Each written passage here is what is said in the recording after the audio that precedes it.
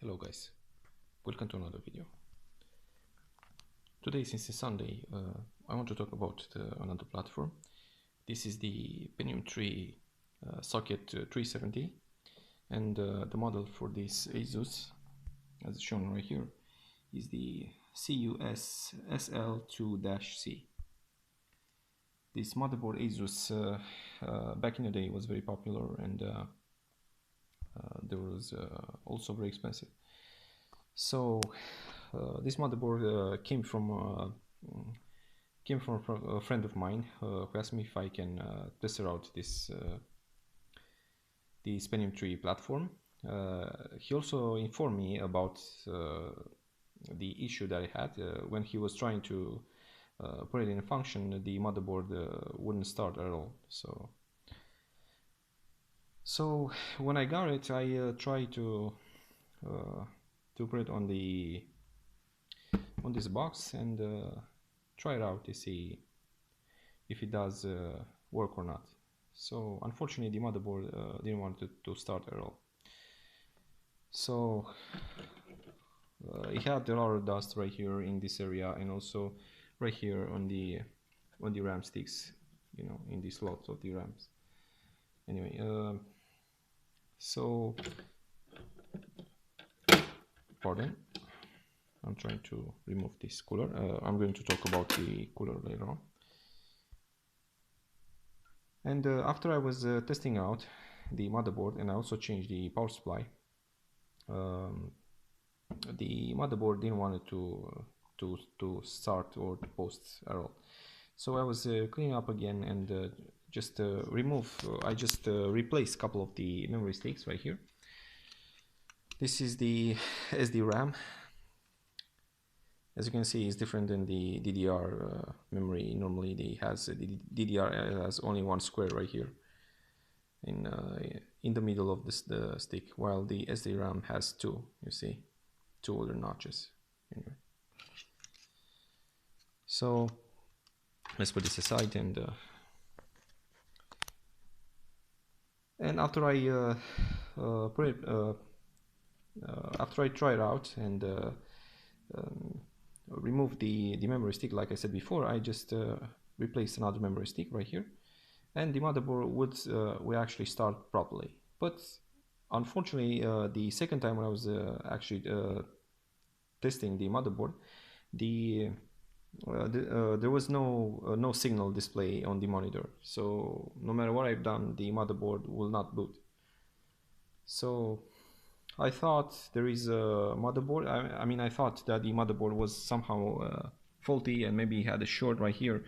But when I look closely, I observed that the motherboard doesn't have anything burned, or the bulgy capacitor, or anything like that. So yeah. Of course, the best way to actually determine if the motherboard is in short, you'll be needing a multimeter and measuring all the voltages that is required right here to actually make an idea if the motherboard is faulty or not. But since this motherboard, it doesn't have the bulgy capacitor and no short on it, of course this theory can be avoided. Anyway, so as I was saying, now the last thing that I was supposed to check before when I actually replaced the power supply with another one, and I wanted to take a peek right here for the processor. Normally this is the Coppermine 1100 megahertz, and it had a different type of radiator on it, because since it's larger, of course it's generating more heat. And this is the radiator, the original radiator, and of course it has the bracket that is supposed to, but unfortunately it's made by plastic, and it has right here the two clips that you're supposed to squeeze, and after that you just the clicking right here, so it goes in the one part right here down to the bottom, and the other to the top, you know. So you have to do just squeeze, and after that you just pop up the, well, of course it's very dangerous because you can also destroy the CPU die if you're not doing it correctly. And yeah, Now, since this plastic is very old, somehow cracked. I'm not sure how. I didn't use any force on it to try removing it, but unfortunately the plastic snapped. You see. So the best replacement is actually find another piece of metal that is supposed to look like this one. I'm pretty sure that it works with the AMD too, because the AMD ones they also has this metal plate that you can secure your cooler on top of the processor. And from my perspective, pretty much look the same. So of course the bracket is bent differently than the plastic one. So yeah, anyway, of course it has the original cooler that is not destroyed or anything like that. It just looks very good and in very nice condition, made by Intel. I remember back in the day these ones were very popular, and they were using for the Pentium 3 a lot, and some of the Celeron processor, the 400 megahertz back then, I do remember that, yeah. But they were actually smaller than what you see right here. Yeah, anyway.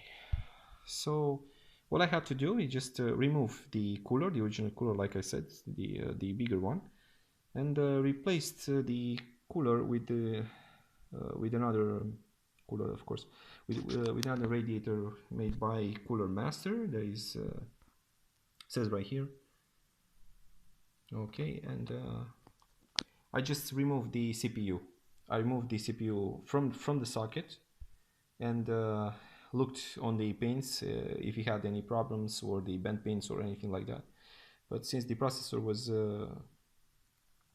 the pins of the processor was not destroyed, I put it back, and then I just secured into the socket and installed the Cooler Master on it. So right now the motherboard starts correctly. It doesn't have any issues. Of course, I'm going to make you a demonstration just for you to make an idea if it works or not. Let me find the power cord that is supposed to go here in the power supply. It is still messed. I do apologize for that. You see, we have a power. The LED is on, and the motherboard will start correctly. So it's very important to pay attention to the power button, because the power button is supposed to be located right here in this area instead of the power switch. Okay, and we have a signal.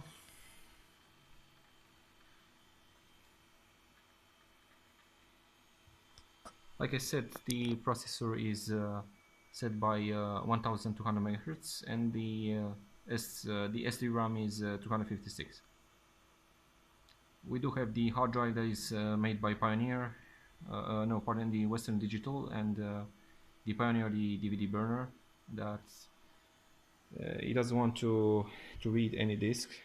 I tried the Windows 98, and it didn't want to read the disk. I have tried opening up the optical drive and try to adjust the lens, because it has the trims back inside, and try adjust and also clean the lens inside the optical drive, but unfortunately it doesn't want to work. I have to investigate further, but since my time is very limited and I work a lot, I'm afraid it's not going to be possible. I'll be looking for the replacement for the optical drive to see if this platform really works fine, and yeah, anything. So yeah, this is the motherboard that I was telling you about. That is right now is working fine. All you have to do is just, when you're having this Pentium 3 and you have checked the RAM and you have inspected visually, and of course it doesn't have any shorts on it, or nothing is destroyed like the North Bridge, South Bridge, and anything else that is important. Just remove the memory and the processor. You see, of course, it's not going to be the same problem, and you're not going to confront with this kind of things all the time, because most of the problems could be related to something else, like the memory or the power supply or something else. And yeah, I hope you'll find my video useful, and see you in the other videos.